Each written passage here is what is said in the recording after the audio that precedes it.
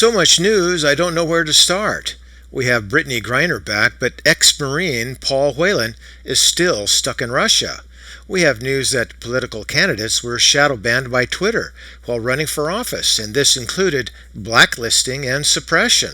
And the world's largest investment manager, Blackrock, has gone all in and says a global recession is right around the corner, unlike any other. And with regard to the Fed, what worked in the past won't work this time. Lockstep with inflation. Credit card balances jumped 15%, which is the fastest annual rate in 2 decades, with the average annual percentage rate for retail brand credit cards now at a record high of 26.72%. And during a recent earnings call, the CEO of Restoration Hardware, which is now called RH, let analysts know he sees a complete collapse of the luxury housing market. For the housing point of view, there is no soft landing. It's looking more like a crash landing in the housing market. It's looking like 2008, 2009. And then the tiny vacation island of Nantucket, Massachusetts, has become the first city in the state to approve topless beaches. So, where do I start? How about Nantucket?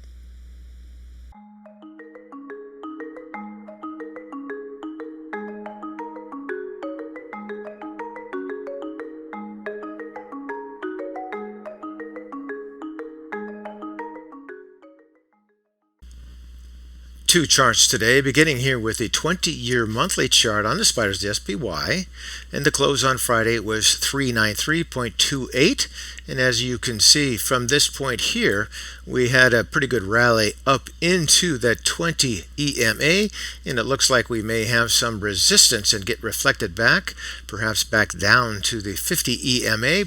Only time will tell, but I think that's the probability. We still can have a little bit more upside, but I think in the longer term, meaning in the next few weeks or so, we'll get reflected back down here. Moving into the oscillators, we can see that volume's not telling us too much, but here the MACD does. We have the fast line here in black, and then the slow line here in red, and that separation indicates volatility and indicates we need a lot of time to repair that gap. You can see that also in the histogram. When we moved down here, we went very deep below that -10, even deeper than back in 2009. But we are on the mend in the last few months or so. We've been moving on up, but we're still so far negative that leaves plenty of room for volatility. We have a long way to go before we strengthen and improve and gain altitude above that zero line. Moving on down here into the price rate of change, definitely that bottom there, a nice move on up. But from here, we've gone a pretty long way. I would imagine we could have a little bit of sawtoothing before we decide to gain enough strength and move up through that zero line. So we do have, I would say, at least a few months into next year and perhaps even into the second quarter. Moving down here, the RSI is a moderate 46.78, but as you can see, we've got some sawtoothing going on here right below that 50 or midline, and that can continue. We definitely have weakness here in the stochastics. Of course, that initial bottom and basing with the fast line moving up through the slow line, but again, it can get reflected back down very easily with a little bit more of sawtoothing before we decide to do that bottom and base and then head on up. Into the Williams, pretty much the same thing. Spike all the way down to that -100. We've moved off of that and out of that oversold territory, but we're still below that -50 or midline. So some more sawtoothing can happen here as we mark time. Now, as we mark that time, this is when you practice your patience, because let me tell you this, if you practice your patience, you can make yourself into a cash machine by making good calls on stocks and the stock market. All right, let's now go to our next chart.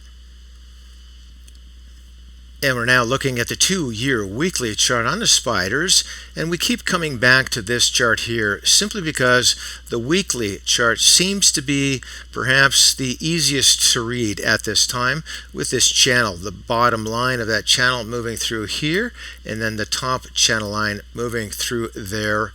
Relatively predictable.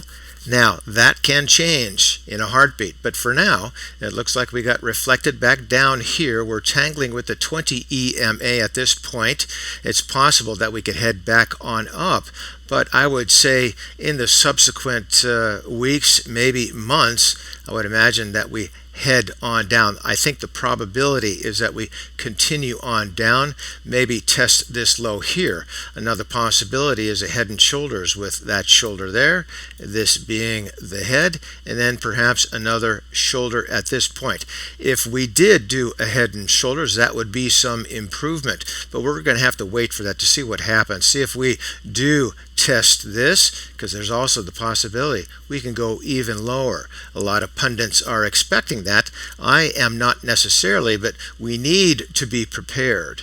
Moving here into volume, and this is somewhat of the red flag in the volume. That decline is not necessarily good, but we'll keep our eye on it. Here into the MAC, definitely we're moving on up. We still have a separation between the fast line and the slow line, so we have some strength, but we're under that zero line, which means, again, that's offset by some weakness. So perhaps the early stages of a rollover, and then that would create another move like this rollover here on down to that point there. But some improvement is occurring, so I would look for another bottom perhaps in this area here before it reflects on up. So definite progression of improvement, but we're still below that zero line, which means the stock market itself is relatively weak.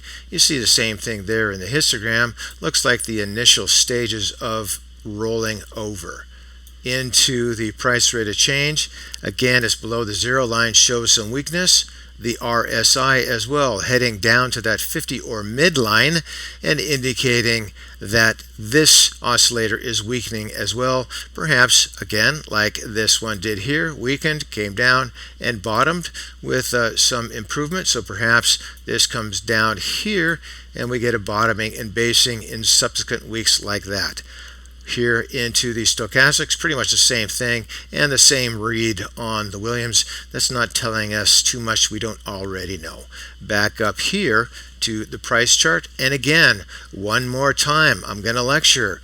It is boring watching these charts, but you kind of get an idea of what is coming in the future. So it gives you all of the time that you need to prepare. So really, what you need to do is stack that cash, be patient, and wait for the opportunities. And so for today, that's ChewDog Charts. Thank you.